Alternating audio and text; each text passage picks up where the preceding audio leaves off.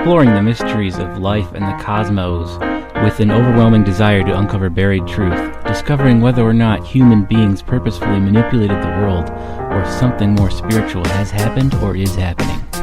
Researching a wide range of topics such as conspiracies, religion, spirituality, science, health, and history. Apple of Perception delves into the beyond, where nothing is off limits. This is Apple of Perception Podcast. If the world is an enigma, then everyone is either telling their own truths and or we're all pathological liars. Because everything is consciousness, choice dictates reality, and the truth is within. Recording in Niagara Falls, New York, I am Joseph Edward Vinay, a self-educated eccentric whom is too humble to create a curriculum vitae. I am most inspired by our unique human ability to choose. I believe it is through our chosen expectations, thoughts, hopes, ideas, and attitudes that we manipulate the world around and within us, for better or for worse. Throughout the beginning phase of this podcast, I will be reading to you chapter by chapter my book, Apple of Perception. It is a journey through metaphysics, philosophy, and comparative religion that portrays a grand illustration of the spiritual foundation of our physical world. It focuses on spiritual growth and follows the light upon the path towards enlightenment. It compares and contrasts the mythos throughout the ages and bypasses the fallacies of modern science in attempts to determine everything in reality to be telling the same story. A life lesson that involves a falling away from God, and it also proposes how we can unveil the secrets to help us find our own way back. It is my personal philosophy, occult information, and a self-help book, and you get this knowledge for free just by listening to it right here on the Apple of Perception podcast. This work is dedicated to my firstborn son, Quinlan, so that what little of life's mysteries I have unlocked, you can build upon. The author's preface: Apple of Perception illustrates what I've discovered on my journey through life and my coming to understand what it is all about. As I continue to struggle to be a better person and to live beyond duality's confines, I urge anyone reading not to demonize what I have demonized. Learn, as I did, that the process of moving through life is a process rooted in identifying our world through a veil of polarities. The concepts of good and evil are ultimately not the end game for what is meant for our souls. My motivation to seek out this knowledge came when the woman I loved was dying. Her cancer had been spreading despite chemotherapy treatment. I was compelled to seek out alternative methods in order to save her life. Directly after the application of resonant frequency therapy, her health turned for the better. We thought at the time that the alternative therapy had been the miracle cure that she needed. Over time, I have come to learn what the real cure-all was. It was what had changed inside of her mind. This was the darkest time of her life. We had lost a child. Our relationships with others were extremely rocky. Essentially, she was forced to take another perspective on life. Ties were severed with deleterious relationships, and ties were strengthened with supportive ones. It was a change in perspective that saved her life.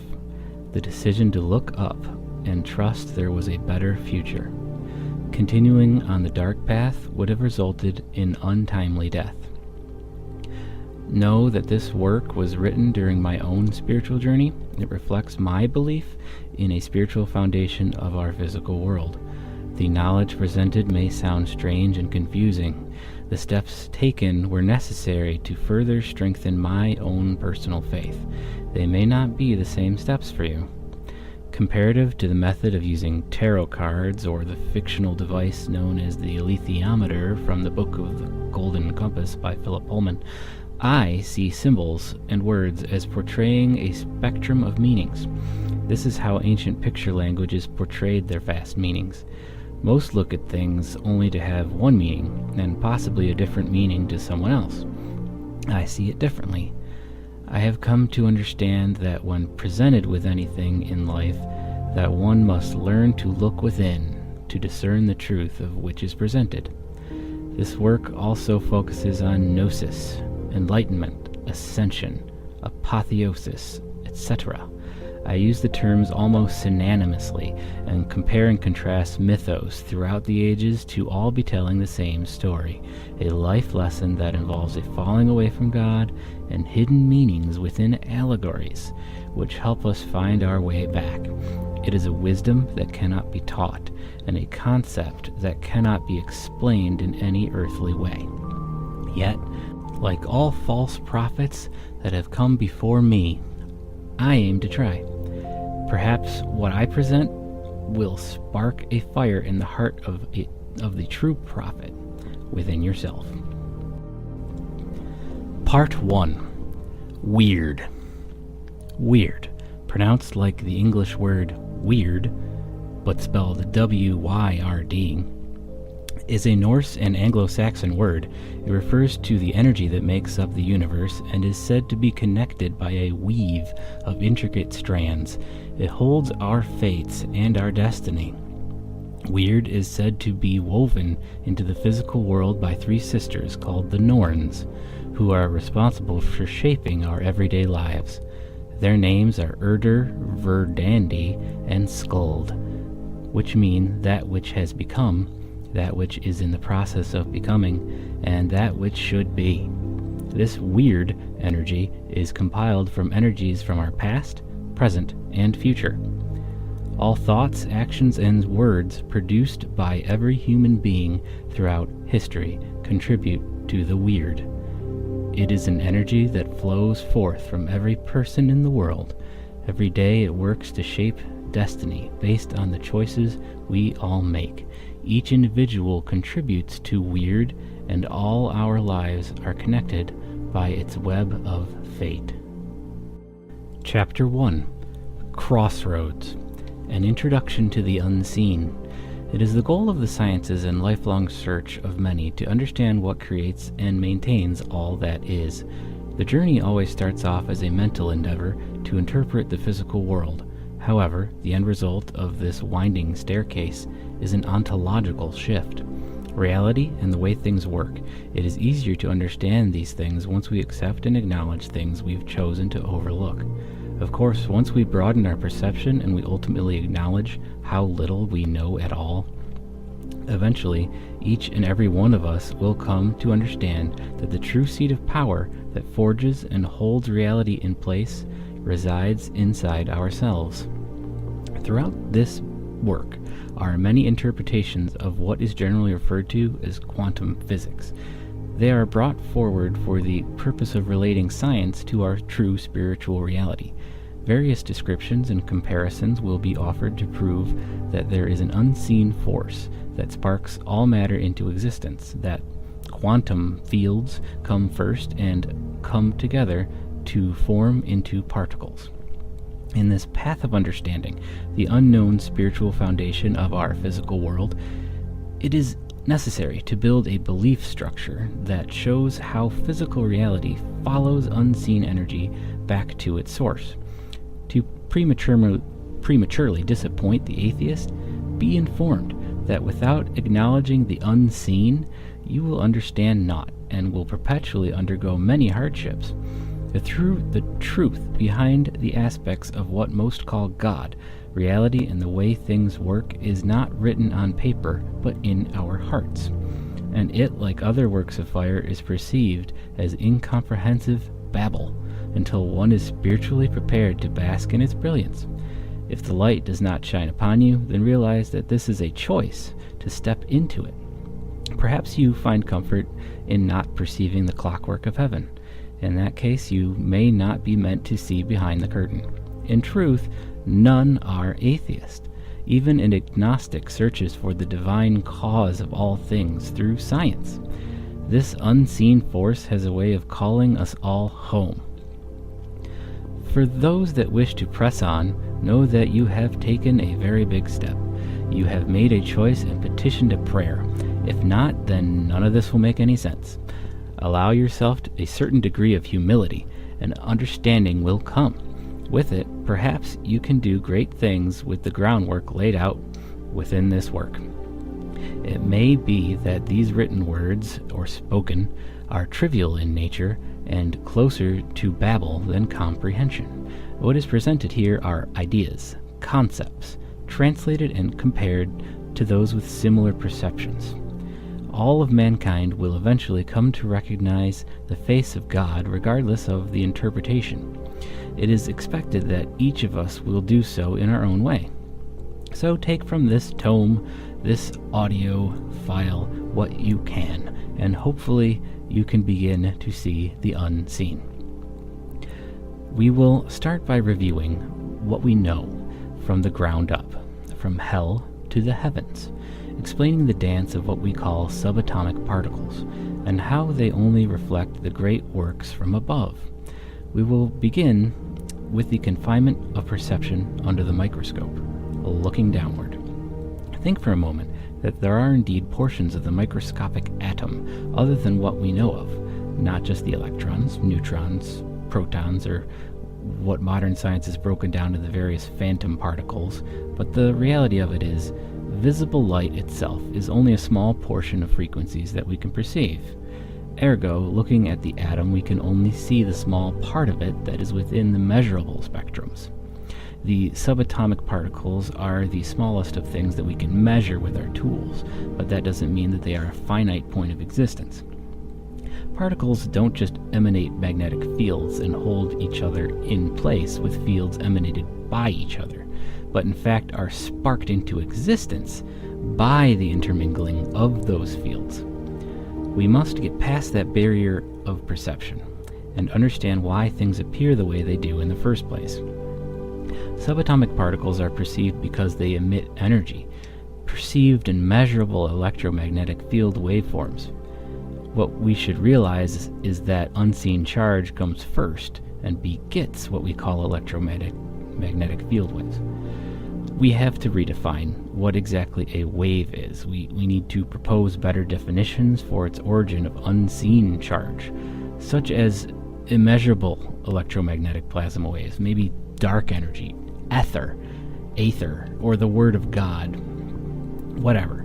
There should be a term that defines a potential to create all different frequencies, densities, and vibrations. Since it comes first and begets all things, it must also be revered for allowing all possibilities. So it therefore should not exist only within the visible or any observable spectrum. The unseen charge that propagates our observable electromagnetic field waves is out of sync with our physical reality. It is of varying hyperdimensional quality. This makes it clear that the movement of subatomic particles or anything on the observable spectrum on our density or dimensional paradigm does not supply all of the unseen source that causes the existence of fields, atomic or subatomic structures. Therefore, particles cannot be used to define the causation of electromagnetic fields, but only used as signs to discern the unseen, this dance that happens in the background. Depending on which science we're working with, we use different units of measurement, unfortunately all derived from less than reputable standards.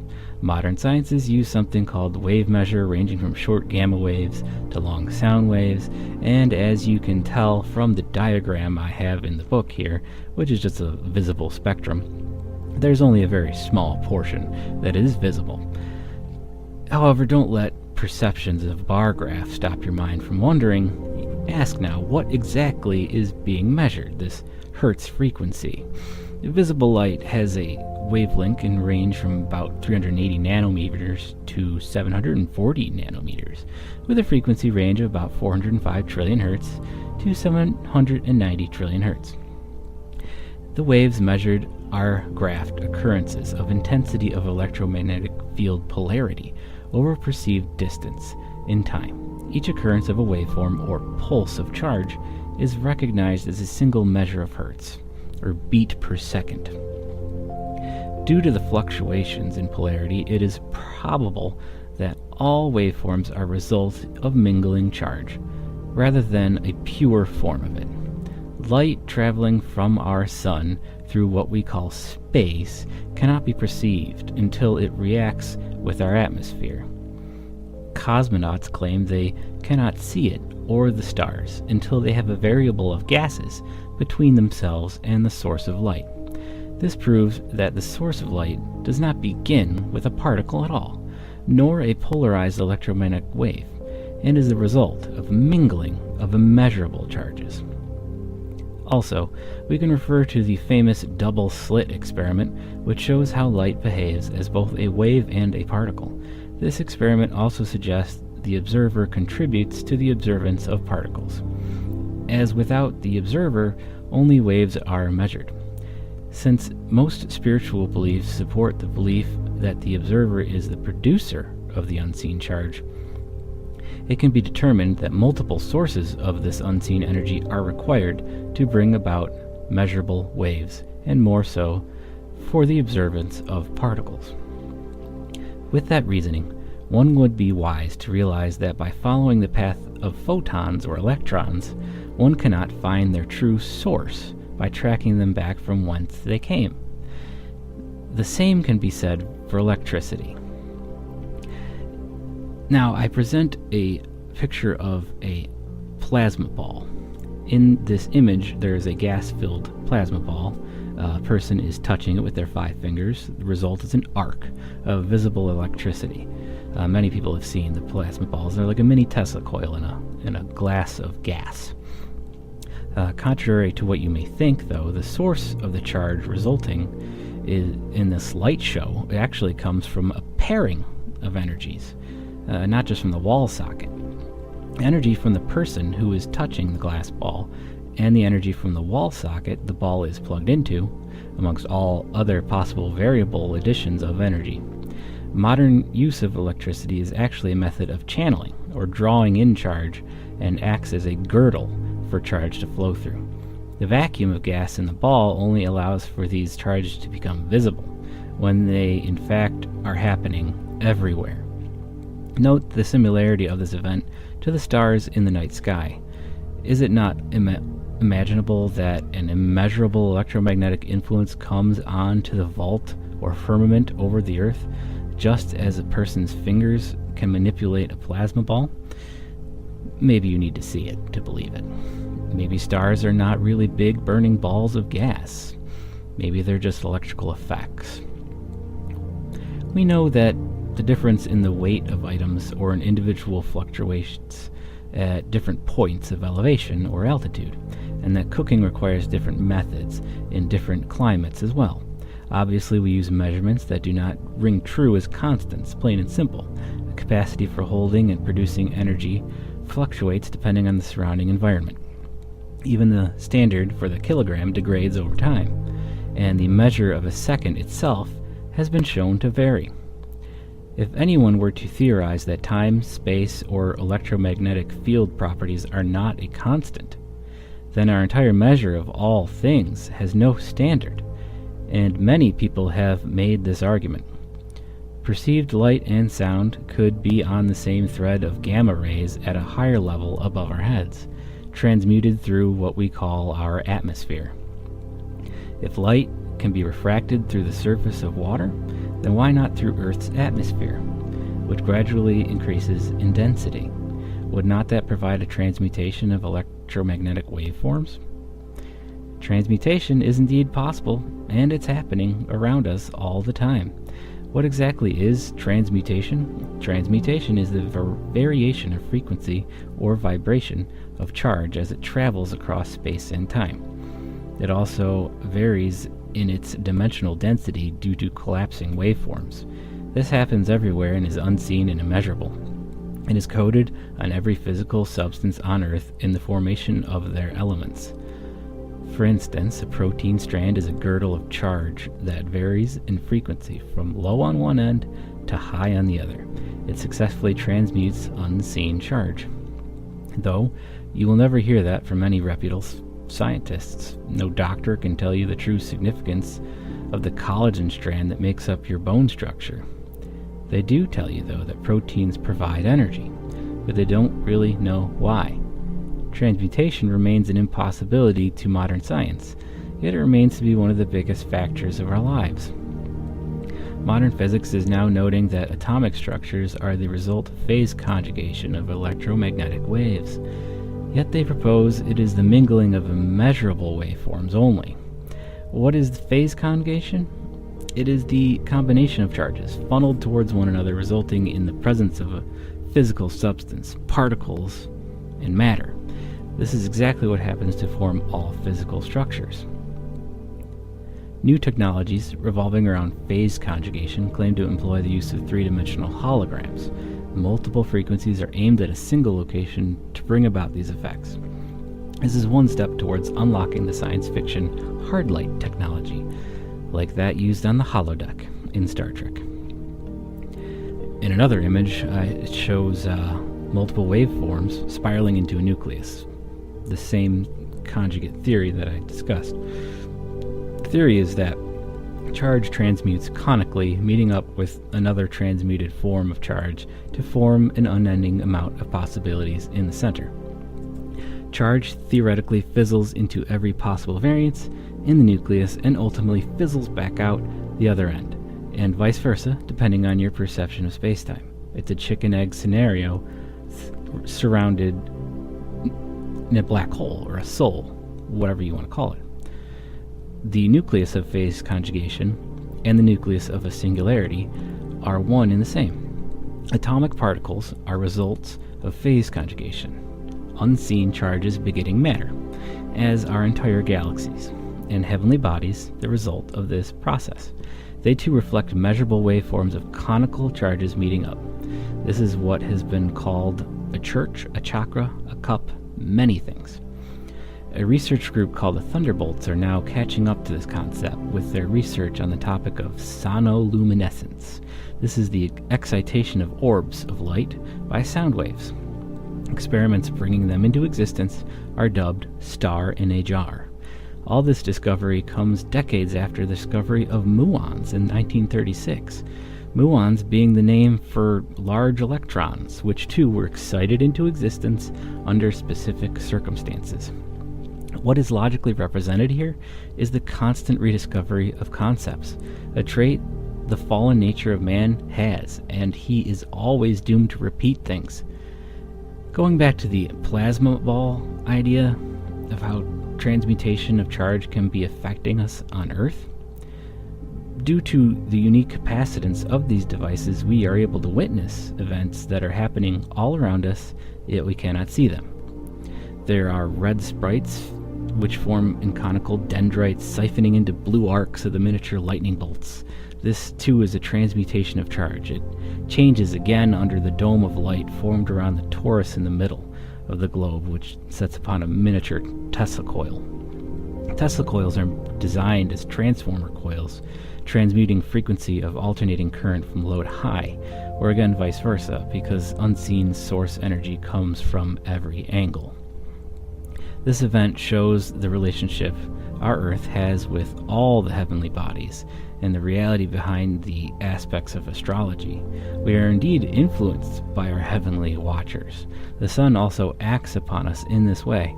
Such charge emanating from them has also been referred to biblically as water or grace from heaven above. These heavenly waters have been referred to as invisible electromagnetic plasma, etheric energy, dark energy, the Word of God, etc. These sources are to be accounted for, but they are not the only sources of this immeasurable energy. If standard units of measurement are based on a particular space-time attribute unique to the environment on Earth, and according to Einstein, space-time itself transmutes miles above our heads, then the heavens themselves are a magnificent light show influenced by sources that are not properly measurable here on Earth. Any true details discerning celestial bodies has to be from sources who have been to these sources to measure their true energies within their own environments. Just as one at the bottom of a canyon cannot properly perceive the acoustics of a person shouting from the top, we cannot perceive the true form of what lies above the Earth. So, we've successfully broadened our spectrum of understanding. We look under the microscope and see infinity, and we look through the telescope and we see infinity. Now we realize there is an unending web of charge that attaches all of it together. Knowing that all things are connected, we can now begin to answer other questions as to why and how this happens by looking back at the original teachings to mankind. We can find these answers written in hieroglyphs on ancient stone ruins, coded throughout allegory in the Bible, Torah, Quran, and in other works of fire, painted on cave walls, etc. It's possible that mankind knew the truth long ago and wrote it down in cave walls, books like the Vedas, and the Bible, etc. Moses himself is a variation of an older Sumerian character, and even the mythos of ancient Sumer is rumored to come from a much older antediluvian culture. The secrets to reality and the way things work are coded in every religion and aspect of spirituality throughout history, and in the observable sciences as well. Any view that takes us beyond the limit of what hangs with us on the crossroads of perception and allows us to see a piece of what lies beyond the firmament of heaven is worthy of praise to He who sits upon the high seat. According to these ancient teachings, we learn that the Lord of hosts indeed works to fill every one of our cups on a constant basis, and whatever we transmute that gift into emanates outward. Every thought and action is a prayer. Physical reality manifests due to charges of energy received from unseen sources. It seems only fitting that we should take responsibility for our every deed, as according to the ancients, it works quite literally to shape the world we live in. All matter is a conjugation of unseen energy, and the human soul of the observer is tethered to these sources, causing this conjugation. The link between man and the source energy allows for free will and subjects our physical bodies to what is forged within the creation. It is essentially a conscious web that we all hang upon, an invisible tree of life that bears visible fruit. Once comprehended, one will realize that research in all fields of science will need redefinition, not necessarily recalculation, but a need to reattribute cause and effect in experimentation. If we acknowledge all the variables of our earthly capacitance, then our science should reflect their influence. We must take into account the elements composing the capacity in which reactions take place, and relate the difference in behavior under radio frequency shielding and other variations of capacity. We must record the times and positions on the Earth the experiments take place, as well as Earth's astronomical position in the universe. Every scientific experiment should compose triple-blind tests where multiple observers are aware, unaware, and convinced to believe lies about the variables. We must also record the feelings and expectations of all those involved in an experiment and the opinion of the general population. Knowing all the aspects behind Earth's and our physical body's capacitance, we will then recognize the influence of all the celestial and internal heavens. We can also discern the many signs, like horoscopes, with a link behind density of one's bone structure reflecting an overall status of health. If you choose to open the door of your mind, you will see what lies beyond the limits of perception, and begin to trace back to the unseen weird of God. Remember, you can support this program by purchasing a copy of Apple of Perception by J.E. Venne, that's V-E-N-N-E. It is available as of February 2019 on Kindle and paperback through Amazon. Our next chapter will include the origin of these invisible energies, and we'll be covering frequencies, alchemy, word, faith, arcanum, gnosis, tesseract, rebirth, apotheosis, and method, so you can apply this knowledge to your life. Until next time, I am Joseph Edward Venne. Take it easy and be excellent to each other.